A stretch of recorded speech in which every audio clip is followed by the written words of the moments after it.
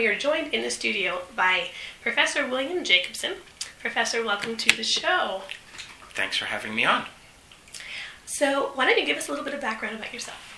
Sure. I am a 1981 graduate of Hamilton College, just a couple of hours up the road from here.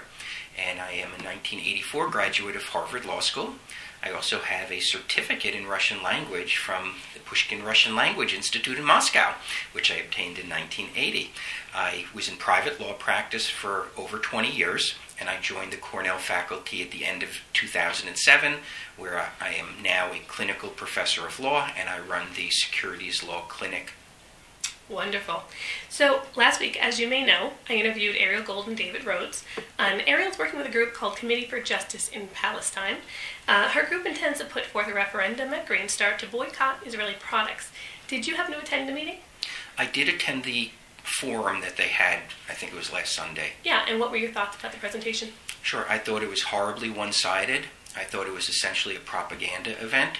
They allowed very few questions at the end, and they put on a one-sided dog and pony show, which acknowledged that there's only one side of the story, when in fact there were two sides of the story. They spent much time, for example, and there's many other examples, talking about the Israeli security barrier in a town called Berlin. What they didn't mention is that it was only constructed after, in 2002, over 450 Israeli civilians were killed in pizza restaurants, in Passover Seders, in the cafeteria at Hebrew University by Palestinian suicide bombers. So they present an entirely one-sided story which doesn't acknowledge that the Israelis have safety concerns, etc. And that's just one example of what I thought was really a horrible event. And if they are going to be putting this forward at GreenStar, I can assure you they will not get away with a one-sided presentation, because it's a complicated issue in that region, and it's not one-sided, and we will present our side. Yeah. Can you give us an idea of what kind of type of organization the BDS movement is in general?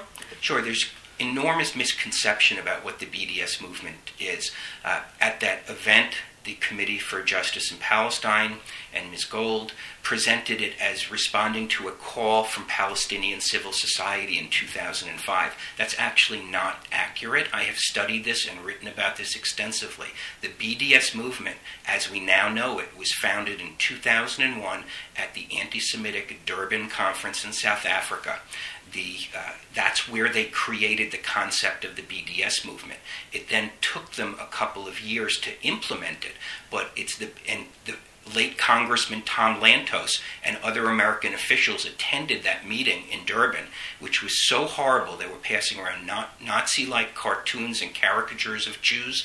That is the meeting where the BDS movement was founded. So what people need to understand is that the BDS movement has always been an anti-Jewish movement. Now, a lot of the people who participate in it don't understand that history.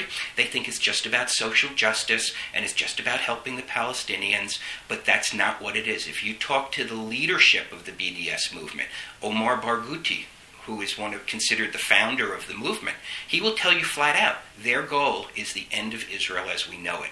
When they chant, from the river to the sea, Palestine will be free, that's what they mean. Now, there are a lot of well-intentioned people, particularly in the United States, who think this is just about the West Bank or it's just about Gaza. That's not what it's about. It's about exterminating the Jewish national presence in the land of Israel. And people need to understand that. Yeah, I mean, I think we've seen, maybe some of our listeners have seen the table they've been putting outside of GreenStar talking about, pushing the BDS movement within GreenStar, talking about boycotting Sabra hummus, tribe hummus, and some peppers, red peppers, oddly enough. Some of their message, pictures they've used, the name of Sabra hummus as a company. Can you talk a little bit about those sorts of things that they're using? Sure. And something that I think is a really bad start to their GreenStar movement, they started out by presenting a poster on their website, on their Facebook page, claiming that the name Sabra hummus that the hummus was named after the massacre of Palestinians by Lebanese Christians in Beirut in 1982, I think it was. That's absolutely false. It's completely false. Sabra is a name that's been used for decades to refer to native-born Israelis. Nowadays, most Israelis are native-born, but 50 years ago that wasn't the case. And that's where the name Sabra came from. Had nothing to do with the massacre. They have also started their campaign off. One of the first things they posted this fall was a horrible Photoshop of concentration camp inmates holding anti-Israeli signs.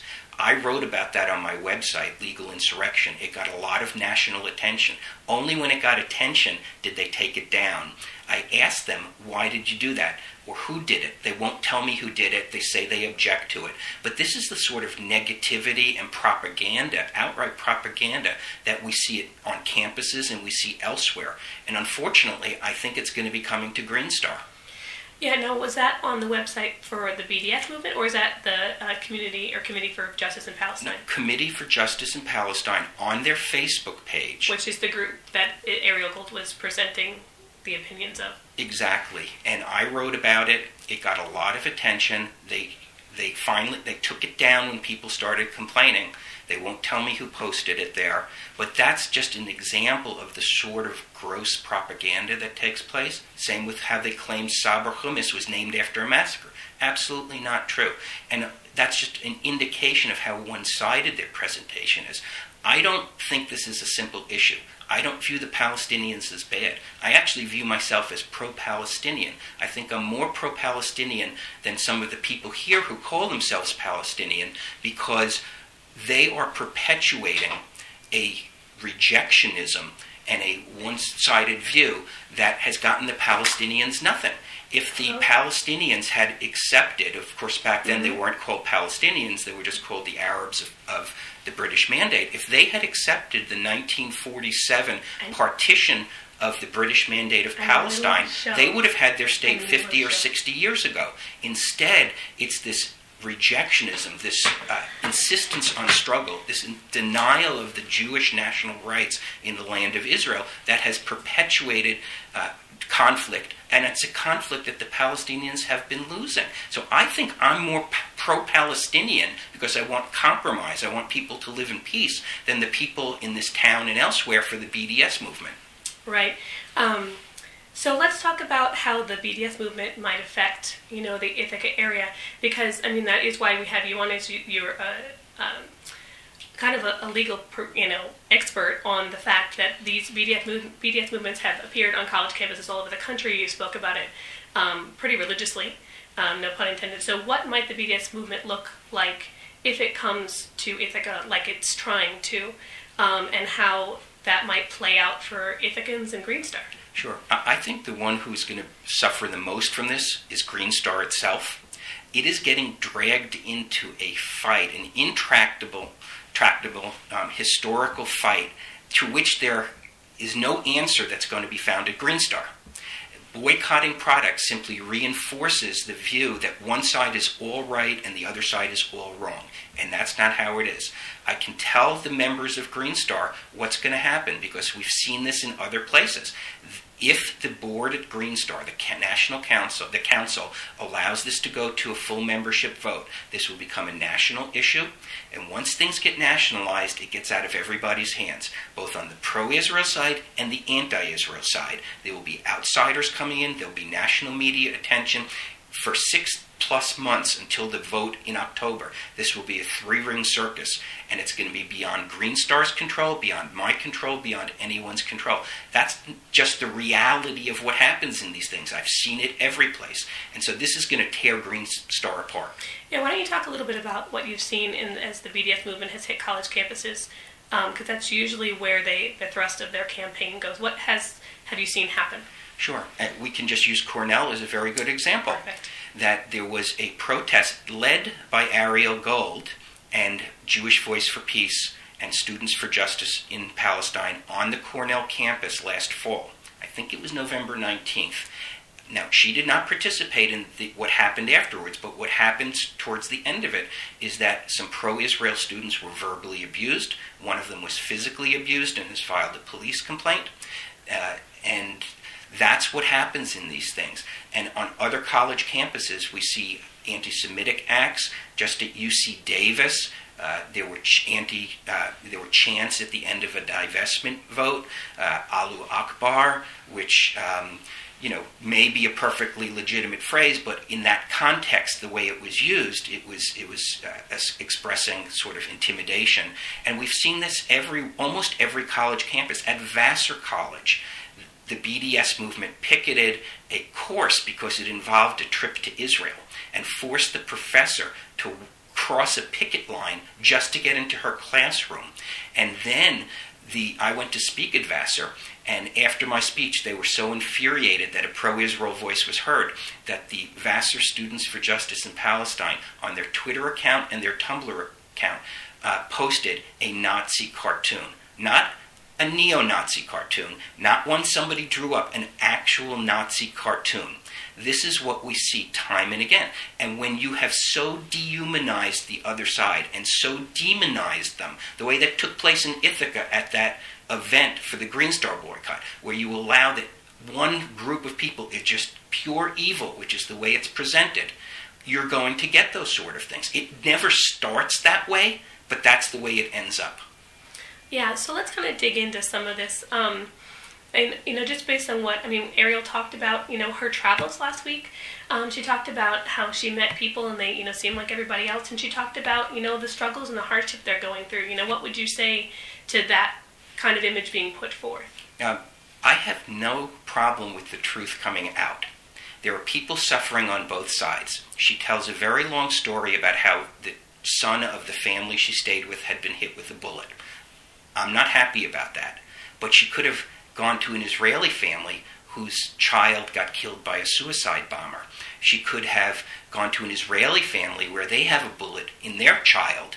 Those things happen on both sides. And if you're so unwilling to acknowledge that there's two sides of this problem, you're just going to continue that. So I have no problem with people loving Palestinians. But you can't do that and hate Israelis. If you're going to have hate in your heart, the way a lot of these people seem to do, you're just perpetuating the conflict. Yeah, who do you think that the BDS movement is helping? If they're professing to help, the Palestinians, so that there's a voice that's heard, do you think that it's succeeding? Do you think? Well, it's succeeding mostly overseas. It's not succeeding in Israel itself. The BDS movement is nowhere near as popular in the Palestinian territories as it is in Ithaca or in Western Europe. So I don't think it's helping the Palestinians at all. And what it's doing is it's simply reinforcing that attitude that the Palestinians are pure victims and that they have no responsibility for their own historical conduct. And I mentioned 1947. If they had accepted a partition of the land, they would have received a state much larger than anyone is even talking about now. There was, in 1936, the Peel Plan. In 1967, after Israel captured the West Bank and Gaza, Golda Meir said, "I will trade land for peace." And she was met with the Khartoum Conference, which was the three no's. No peace, no recognition, no negotiation. At the Camp David, it's been widely acknowledged by people who were in the room that Israel offered back about 97% of the West Bank. And Yasser Arafat walked away from it because he couldn't get that last 3%, and he started the Second Intifada. So people have to accept responsibility for their actions. And I'm not saying Israel's been perfect by any means, but you have to understand that Israel has been under attack since before it was even born. And there's both sides. And if people are not willing to compromise, if you're going to get out there and chant, "From the river to the sea, Palestine will be free," then how do you expect the Israelis to react? Israel is a majority Jewish state. It is not, they keep trying to compare it to South Africa, which I consider a libel, because it is not apartheid. It's not a racial conflict. It is a religious conflict that takes place in every country in the Middle East. And it's never going to be solved if you're trying to argue that Israel is South Africa. It's not in South Africa, it was a minority white community dominating a majority black. In Israel, it's a majority, it's 75% Jewish. They are not going to give up their country. And if what your goal is to destroy Israel, then you are relegating the Palestinians to another 2 or 3 or 4 generations of living the way they are. You're no friend of the Palestinians if that's your attitude. Yes. So just to kind of wrap up our ideas and stuff here, And I don't know if we're either of us are really experts on this, but I'm really curious about this correlation. It seems that this community for Palestine is using the platform of the food justice label that's been applied to GreenStar. Last year, they were the first grocer in the country to receive the label of a food justice organization. So that seems to be what the organization is aligning itself with, is the idea of food justice. Do you want to talk a little bit about your understanding of food justice and how this may or may not work to correlate? Sure. What they're trying to do at GreenStar is a perfect example of what I've seen happen at academic associations. They take a group which has laudable goals, they take it over, and they corrupt the purpose of the group. In the case of GreenStar, they won't take over GreenStar, but they're using its certification, food justice, a concept which has to do with how food is grown, how it's packaged, how it's transported. Essentially, it's an environmental sort of standard, and they are twisting it for their own political purposes. That's not what it was meant to be. And what they're going to do is they're going to take a group like GreenStar, which has this great history and this great purpose, sustainability and other things, and they're going to drag it into their political fight. And this food justice is just them grabbing onto anything they can grab onto to try to justify what they're doing. This is not GreenStar's political fight. If GreenStar's, as I understand it, is an entity that's for peace, and the BDS movement is not for peace. Yeah, just a couple final thoughts on the conversation in general. You had mentioned race and the apartheid in South Africa, and that is actually something I've heard a couple of times recently in the BDS information. Errol did actually bring it up about Martin Luther King Jr. as it was, just the holiday. Have you seen that kind of parallel verbiage? Oh, absolutely, and that was the approach designed in writing at the anti-Semitic Durban conference, that they would portray the boycott with Israel as an apartheid state, and it's not. It's a majority-run state which has religious and ethnic conflicts. And if you're saying that one religion's dominance of a state is apartheid, then every single Muslim state would be an apartheid state. But nobody uses the term that way. They only use that term to the only Jewish majority state in the world. Interesting. Okay, I'm going to say thank you so much, Professor Jacobson, for your time. And just so that our listeners know, last week we did have a very specific dynamic here. We made sure that both sides were represented very clearly. The purpose of Professor Jacobson being here is to give us more of a legal perspective and a research perspective on the movement itself and what's been going on. So just to let you know, this is WRFI Community Radio News for Friday, February 6, 2015. And I'm Ariel Jackson.